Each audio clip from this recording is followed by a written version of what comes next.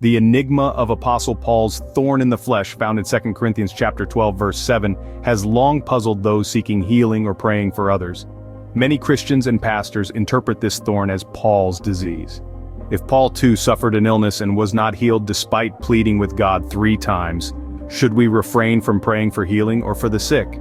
If this truly was Paul's experience and teaching, we must humbly accept illness as a blessing from God and seek the intention behind the affliction rather than seeking healing. However, if Paul's thorn in the flesh signifies another issue, should Christians reassess the so-called blessing of illness and gain more faith in healing?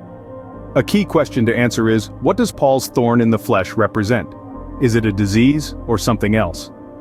In the 4th century AD, Bishop John Chrysostom interpreted Paul's thorn in the flesh as people attacking Paul rather than a disease. In fact, in the early history of the church, some have interpreted Paul's thorn in the flesh as a group of people opposing his ministry. Bishop John Chrysostom pointed out in the 4th century that the thorn in Paul's body should be understood as people attacking him. In light of this, it seems more accurate and reasonable to interpret Paul's thorn in the flesh as people attacking Paul rather than Paul's disease.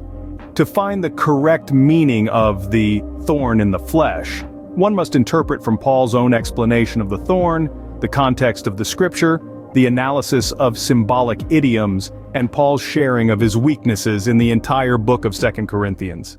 In the scripture of 2 Corinthians 12:7, Paul himself clarifies the meaning of the thorn in the flesh as a messenger of Satan. It's evident that the thorn Paul refers to is the messenger of Satan.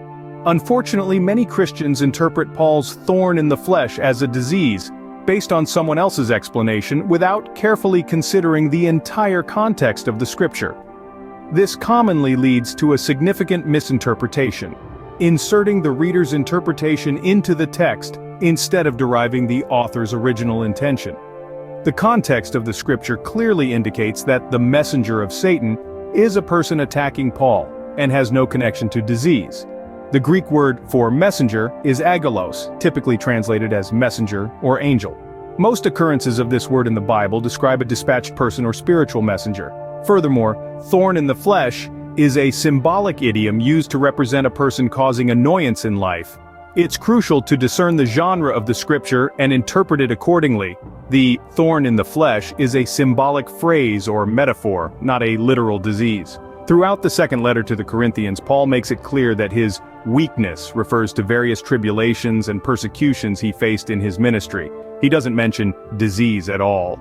In conclusion, Paul's thorn in the flesh appears to be the frequent persecutions or people attacking him in his ministry. Journey with us through the pages of 2 Corinthians, where Paul meticulously outlines the tribulations he faced in his ministry. Not once does he refer to these struggles as illness. Rather, he labels them as weaknesses, hardships he endured for the gospel. A key takeaway is that Paul prayed thrice for these adversities to be removed. However, he soon realized that these trials were an indispensable part of his spiritual ministry, a way to showcase God's power. Paul's life, seemingly filled with weakness and persecution, was a testament to the transformative power of God, proving that the glory belongs not to Paul, but to God and the gospel. When Paul understood God's intention behind not removing his thorn in the flesh, he was not ashamed to declare, "I will boast all the more gladly about my weaknesses, so that Christ's power may rest on me."